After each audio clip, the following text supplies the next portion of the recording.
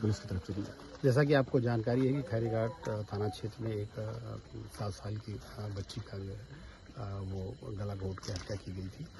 इस संबंध में उसका मुख्य मुलजिम जिसका नाम अरुण है उसको गिरफ्तार किया गया था और आज उसको कुछ बरामदगी के लिए पुलिस ले जा रही थी। इसी दौरान वो मौका पाकर पुलिस के कस्टडी से भाग निकला। पुलिस ने चारों तरफ इसकी घेराबंदी की। पुलिस को सूचना मिली कि ये सोबतिया से भाग से जो रोड इमामगंज की तरफ जा रही है उसके सहारे ये जो है नेपाल निकलना चाहता है। पुलिस ने यहाँ पर घेराबंदी की। खैरीघाट की पुलिस और अन्य थानों की पुलिस यहाँ मौजूद थी। उसी दौरान जब ये अपने आप को घिर गया तो इसने पुलिस पार्टी पर फायर किया और उस दौरान पुलिस ने भी आत्मरक्षा फायर किया, जिससे कि एक गोली इसको पैर में लगी है और जिसको तत्काल नज़दीक के अस्पताल में पहुँचाया गया है।